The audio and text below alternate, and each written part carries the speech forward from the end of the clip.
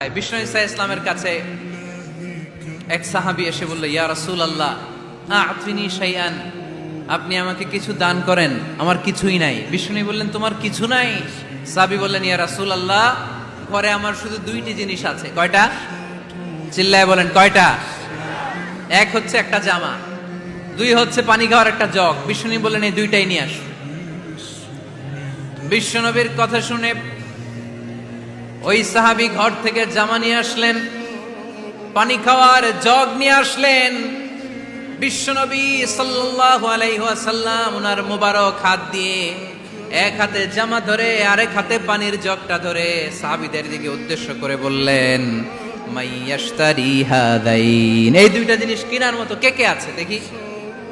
কয়েকজন হাত তুললো। বিশ্বনবী বললেন, কত দিয়ে কিনবা? এক সাহাবী বলে, ইন্নী আশতারিহিমা বিদিরহাম, ও নবী যদিও এগুলো